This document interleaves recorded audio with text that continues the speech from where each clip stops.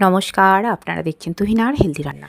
আজ আমি নিয়ে এসেছি দারুণ মুখরোচক একটা রেসিপি, যেটা সন্ধ্যাবেলা চা দিয়ে খাওয়ার জন্য একদম উপযুক্ত।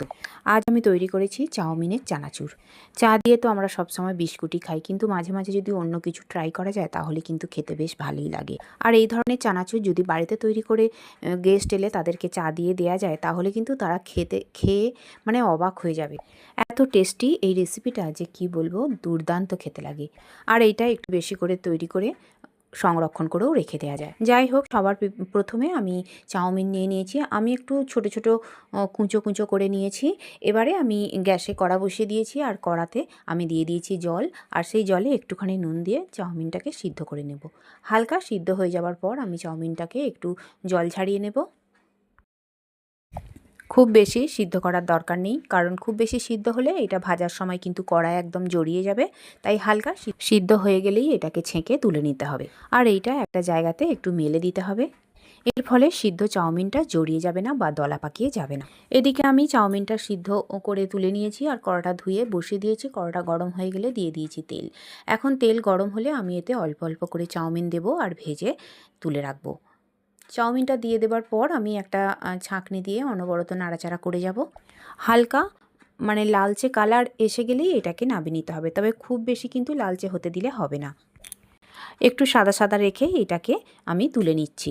আর এটা প্রথম কড়াতে যখন আমি দিলাম তখন একটু জড়িয়ে যাচ্ছিলো, কিন্তু এবার আর জড়াবে না, কারণ তখন হয়তো একটু কড়াটা কম হয়েছে, তাই একটু জড়িয়ে যাচ্ছিলো। এদিকে আমি আরও কিছু সিদ্ধ করা চাউমিন দিয়ে দিলাম তেলের মধ্যে, আর ছাঁকনি দিয়ে অনবরত আমি নাড়াচাড়া করে যাব। আর বেশ ভাজা ভাজা হয়ে গেলে আমি তেল ঝারিয়ে ঝারিয়ে এটাকে তুলে রাখবো। আমি একটা প্লেটের ওপরে টিস্যু পেপার দিয়ে দিয়েছি, তাতে আমি এইগুলো রাখছি, কারণ তেলটা ওই টিস্যু পেপারটা টেনে নেবে। যতটা সম্ভব তেল আমাদের শরীরে কম যায় সেই চেষ্টাই করা ভালো। এদিকে আমি আরও কিছু চাউমিন দিয়ে দিয়েছি, আবার সেটাকেও আমি উল্টে পাল্টে ভেজে নিয়েছি। আর এখন এইগুলোকেও তুলে আমি ওই প্লেটের মধ্যে রেখে দিলাম। এরপর আমি 1 কাপের মতো চিড়ে দিয়ে দিলাম।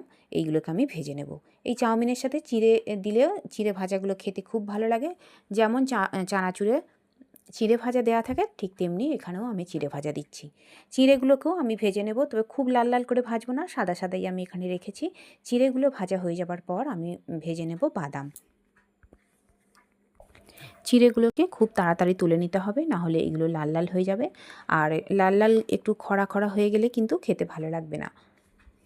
এখন আমি চিড়েগুলো সব তুলে নিয়েছি। এবার আমি দিয়ে দিলাম 1 মুঠো কাঁচা বাদাম। এই কাঁচা বাদামগুলোকে আমি তেলে খুব ভালো করে ভেজে নেব, তবে একদম কিন্তু কড়া করে ভাজবো না। মোটামুটি ভাজা ভাজা হয়ে গেলেই, লালচে কালার এসে গেলেই আমি এটাকে তুলে নেব। এখন বাদামগুলো তুলে নিয়েছি, আর এবারে দিয়ে দেবো শুকনো লঙ্কা। কয়েকটা ফাটিয়ে দিয়েছি আর কয়েকটা গোটা আছে। এইগুলোকে ভেজে ওই চিড়ে চাউমিন ভাজার সঙ্গেই রেখে দেব। আর এরপর দিয়ে দেবো কারি পাতা। এই কারি পাতাগুলো আমার গাছেরই কারি পাতা।